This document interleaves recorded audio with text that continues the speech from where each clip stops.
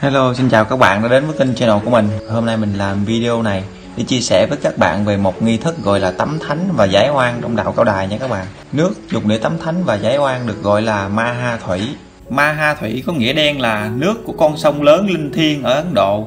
Đây là con sông mà Đức Phật Thích Ca xuống tắm, tẩy trần và đạt đạo. Trong đạo Cao Đài, Ma Ha Thủy là nước đã được làm phép dùng trong hai bí tích tắm thánh và giải oan.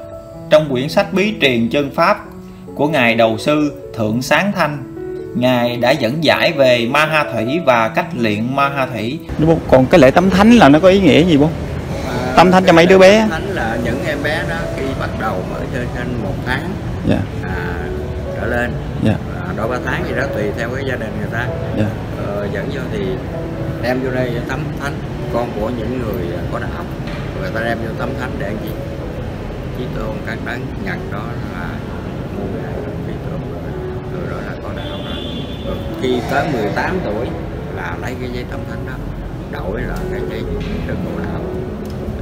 Vậy là đủ 18 tuổi mình mới được nhập đạo không? Đúng rồi. Còn muốn nhập môn thì phải minh thể, lúc đó mình đổi thôi. Vậy là mình đổi cái sớ cầu đạo thôi chứ chưa phải là nhập môn. Chưa, vì chưa có minh thể chỉ đổi thôi. Bây giờ tôi biết là tới 18 tuổi nên đi nhập môn để mình minh thể thực chất cái người đó họ đã trưởng thành và ý thức được cái lời minh thể nhập môn của họ để họ giữ. Chứ còn bây giờ đổi thì nó cũng chưa có biết thế nào. Vậy là tắm thánh đó là bao lâu mới tắm một lần phải không hả? Chẳng hạn như là ngày nào mới tắm ở đây một lần? Tắm một lần, có nghĩa là đúng ngày mùng 1. Mùng 1 âm lịch. Vừa cúng xong là bắt đầu chuẩn bị trở lại tu hành đó. Của buổi sáng đó em. Mùng 1 hàng năm, nhưng có ngoại trừ có cái mùng 1 Tết là không có. Vì quả đông mà Tết rồi đâu có rảnh đâu. Vậy chỉ duy nhất có ngày mùng 1 mới tắm thánh thôi. Tết là không tắm, còn tất cả đều tắm hết. Những ngày mùng 1 tháng khác đều tắm hết. Sao con thấy có nhiều người ẩm bé lại mà mấy người lớn cũng tắm luôn, là do chưa nhập môn hay sao? Vì họ chặn cái đó người ta tắm luôn vậy. Tắm cái nước đó thì cái nước đó là nước gọi là nước Ma Ha Thủy. Nước nó có pháp tắm. Ví dụ cái người lớn đó thì không phải tắm thánh mà là giải oan. Còn em bé nhỏ đó là tắm thánh. Người lớn là gọi là giải oan. Khi Đức Phật Tổ từ ngôi tầm đạo thì người gặp phải manh sư truyền giáo, cố lấy phương ép sát đặng đạt huyền diệu thiên liêng. Người tập tuyệt thực ngồi tại hòn núi chịu khổ hạnh 6 năm, thân hình yếu ớt, sức lực hao mòn, đến đổi ngày cùng tận của Ngài duy chỉ có ăn một hạt cơm mà thôi. Theo lời kinh nói, buổi ấy cái thảm tượng sắp chết của Ngài hầu đến. Đột nhiên có một người tiều phu đến nơi núi của người đang trì định, lần đến bên người, ôm đờn một điệu rất nên hòa nhã thâm thúy không cùng. Nhưng có một điều là lên dây đờn quá thẳng, làm cho đến khúc hay thì đứt dây loan, đứt rồi cột rồi lên thẳng rồi đờn rồi đứt, chẳng biết mấy lần, làm cho Đức Phật đang nhập thiền trì định phải bực tức tỉnh hồn. Dây qua mà than với ông ấy rằng, ông đờn thì hay mà lên dây chi cho cao quá, mỗi lần hay phải đứt dây thì cái hay ấy phải hết mùi. Tôi rất nên thương tiếc. Ông tiều phu ấy liền trả lời rằng, đờn của tôi cũng giống như cái tu của Phật.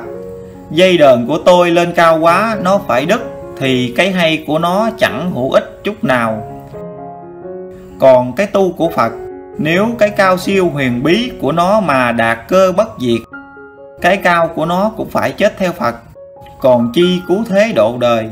Thốt lên như thế rồi liền đứng dậy xách đờn mà đi.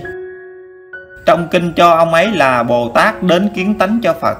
Mấy lời ấy làm cho Phật tỉnh giấc, biết mình đang lầm theo tà pháp bàn môn, liền đứng dậy vội vàng xuống núi, làm cho 4 vị đệ tử ở hầu hạ bên người, mong cho thấy người đạt pháp.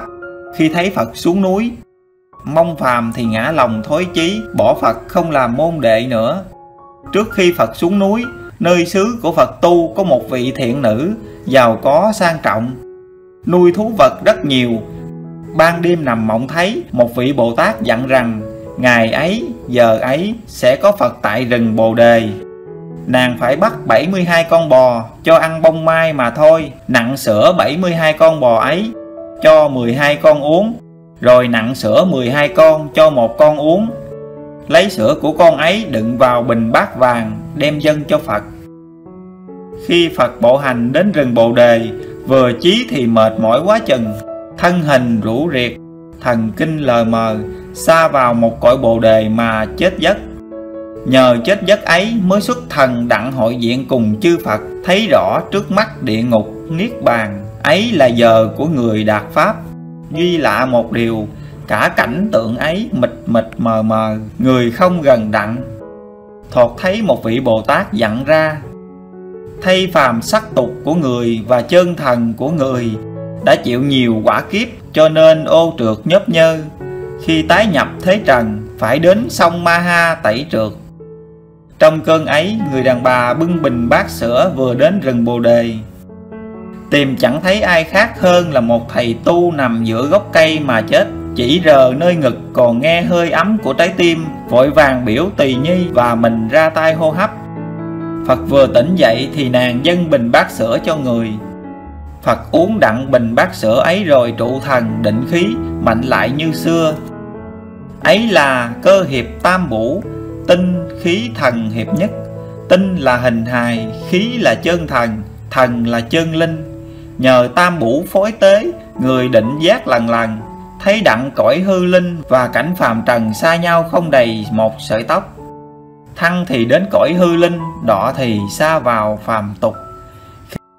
Khi đã định tâm đạt pháp rồi, Phật liền nhớ lời Bồ Tát dặn, nên lần tới bãi sông Gen, tức là sông Hằng.